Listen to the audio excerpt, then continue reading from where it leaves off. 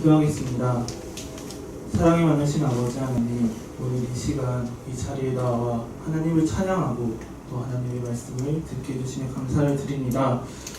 하나님의 말씀을 전하는 이 시간 우리와 함께 하셔서 하나님의 말씀을 전하는 저에게는 모자람이 없게 도와주시옵고, 사람의 뜻과 생각을 전하는 것이 아닌 하나님의 뜻과 생각을 전하는 시간 되게 도와주시옵소서. 또 말씀을 듣는 우리 성도님들과 함께 하셔서 지혜와 집중력을 주시옵고, 이 시간 하나님이 함께 하셔서 은혜가 충만한 시간 될 수 있게 도와주시옵소서. 모든 것을 하나님께 맡기며 사랑이 많으신 예수님의 이름으로 기도했습니다. 네, 오늘은 여호수아 2장 15절에서 21절 말씀을 가지고 라합의 붉은 줄이라는 제목으로 말씀을 나누고자 합니다. 이 시간 말씀을 나눌 때 라합의 믿음이 우리의 믿음이 되기를 바라고, 또 라합의 믿음으로 인한 행함이 우리에게 나타나길 간절히 바랍니다. 세바시라는 이제 강연 프로그램이 있습니다. 세상을 바꾸는 시간이라고 해서 세바시인데, 한 번은 이제 그 강연자로 역사 선생님인 최태성이라는 사람이 나와서 역사 앞에 선다는 것은 어떤 것인가 라는 제목으로 강연을 했습니다. 강연을 시작할 때 이 최태성 선생님은 맨 처음 소개한 인물로 정약용, 다산 정약용을 소개했습니다. 이 다산 정약용은 조선 후기 최고의 실학자였습니다. 조선 후기 최고의 실학자였던 다산 정약용, 그 당시의 왕은 정조였습니다. 정조는 정약용에게 있어서 멘토였고 큰 힘이 되었으며 든든한 백이 되었던 것입니다. 그러던 어느 날 정조는 죽게 되었고, 정조가 죽은 이후로 정약용의 그 세력은 힘을 잃게 되었으며 결국에는 유배를 가게 되는 상황이 됩니다. 유배를 간 그 기간이 얼마인가 보니 무려 18년이라는 기간 동안 유배를 가게 되었습니다. 유배당한 정약용은 그 기간 동안 책을 열심히 씁니다. 그리고 그 분량이 무려 500권이 넘는 책이었습니다. 유배당한 정약용은 왜 그렇게 책을 썼을까? 라고 이제 최태성 선생님은 그 강연을 들으러 온 사람들에게 질문을 했는데, 그 이유는 정약용이 역사에 망한 귀족으로 남지 않기 위해서, 역사에 망한 귀족으로 기록되지 않기 위해서라고 말씀하셨습니다. 정약용의 그 상황은 누가 보기에도 멸망한 귀족 가문이었지만, 책을 써내려 가면서 역사의 흔적을 남기고 계속해서 흔적을 남기고 그 가문을 어떻게든 이어감으로써 사상가로, 실학자로 역사에 남기 위해 계속해서 책을 썼던 것입니다. 즉 정약용은 역사 앞에서 본인을 끊임없이 세워보았으며, 역사에 내가 어떻게 남을 것인지, 역사에 내가 어떻게 기록될 것인지를 끊임없이 고민했던 것입니다. 그 결과 정약용은 오늘날 우리에게 망한 귀족이 아닌, 유배당한 죄인이 아닌 조선 후기 최고의 실학자이자 사상가로 기억나갔습니다. 최태성 선생님이 이 강의를 통해 전하고 싶은 메시지는 하나였습니다. 사람이 죽고 난 후에는 그 사람은 역사에 기록되고 또 그 기록으로 후대 사람들에게 평가되는데, 그렇다면 과연 나는 역사 앞에서 어떠한 것인가? 내가 이 세상을 살아가면서 역사에 서본 적이 있나? 과연 내가 역사에 어떻게 평가될 것인가? 라는 생각을 한 적이 있나? 라는 메시지를 전하고자 했습니다. 저는 이 강의를 듣고 이런 생각이 들었습니다. 내가 과연 하나님 앞에 섰을 때 그렇다면 나의 모습은 어떠할까? 내가 나 스스로 가진 이 신앙의 기준으로, 이 신앙의 기준이라는 거울로 나를 비추어 보았을 때 과연 나는 어떠한가? 라는 생각을 해봤습니다. 오늘의 본문에는 이제 라합이 나옵니다. 이 라합은 기생입니다. 또 다른 말로 하면은 매춘부이기도 합니다. 이 라합의 신분과 모습, 직업, 유배당한 정약용처럼 연약했고 형편없었습니다. 하지만 시간이 지난 후에 최고의 실학자라고 평가된 정약용처럼 성경 또한 라합을 기생 라합과는 다르게 말하고 있습니다. 그러한 말씀이 히브리서 11장에 나옵니다. 히브리서 11장 31절 말씀 우리 다 같이 읽어보도록 하겠습니다. 시작. 믿음으로 기생 라합은 정탐꾼을 행하되 영접하였으므로 순종치 아니한 자와 함께 멸망치 아니하였도다. 아멘. 이제 성경은 말합니다. 믿음으로 라합이 정탐꾼을 영접하였고 그러므로 인해 멸망치 아니하였다라고 성경은 말합니다. 즉 성경은 라합을 믿음의 사람이라고 말하고 있는 것입니다. 또 야고보서에 보면 야고보서 2장 25절 말씀도 우리 다 같이 읽도록 하겠습니다.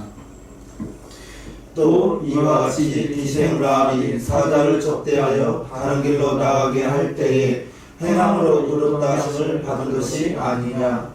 네. 성경은 말합니다. 라합이 행함으로 의롭다함을 받았다. 라합이 행함으로 의로워진 사람이라고 성경은 말하고 있습니다. 이 두 구절을 통해서 우리는 라합에게 믿음과 그리고 행함이 있었다는 것을 알 수 있습니다. 이 라합은 제가 맨 처음 말했던 정약용이라는 다른 인물입니다.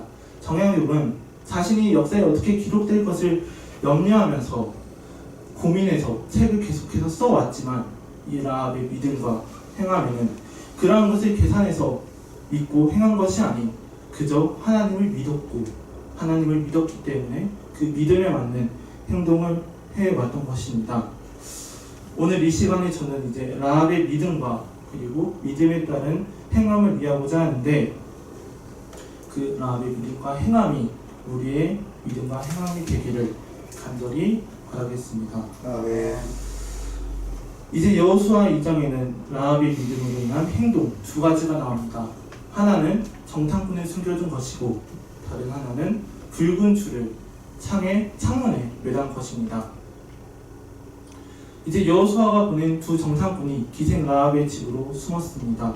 근데 이것을 어떻게 알았는지 여리고 왕이 이스라엘의 몇 사람이 정탐을 하러 왔다며 라합의 집에 찾아와 너의 집에 들어간 사람을 꺼내라고 그들이 우리 여리고 땅을 정탐하러 왔다고 말을 합니다. 그 말을 들은 라합은 두 정탐꾼을 숨기고 여리고 왕에게 말합니다. 그 사람들이 오긴 왔었는데 이스라엘에서 온 줄 몰랐습니다. 그들이 성문 닫을 때쯤 나아갔는데 어디로 간 줄 잘 모르겠습니다.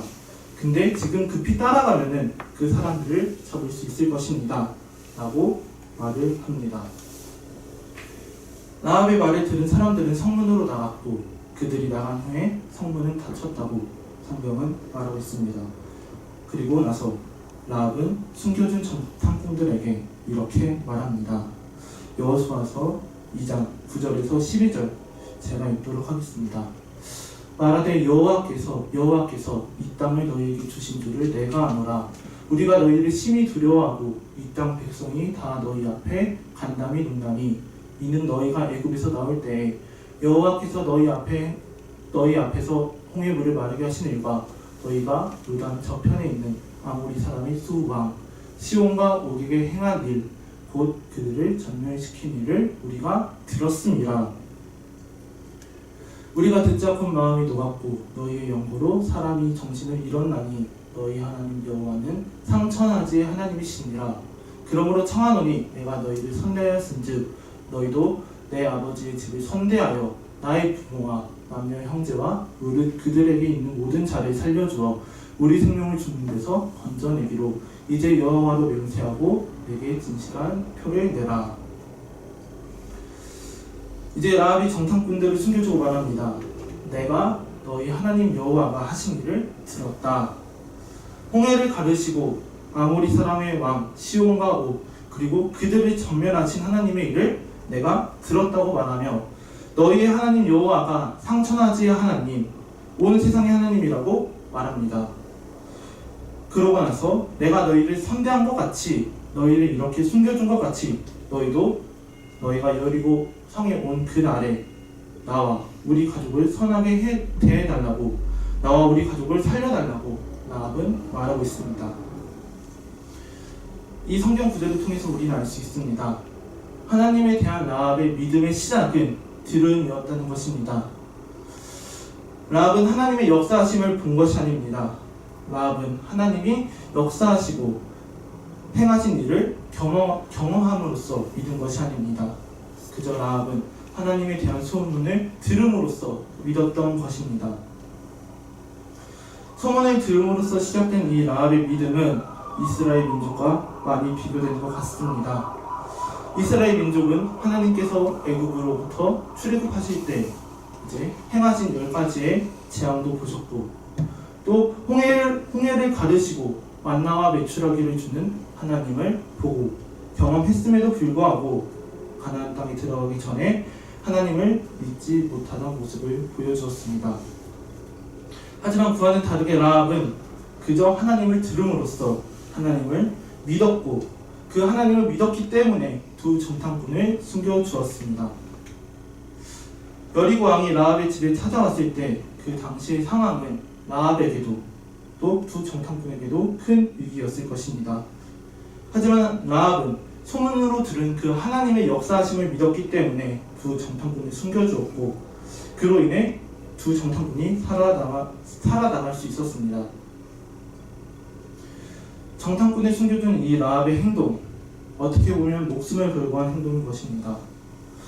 라합은 그 목숨을 걸고 국가를 배신하고 많은 여리고 사람을 배신하면서 정탐꾼을 숨겨준 것입니다.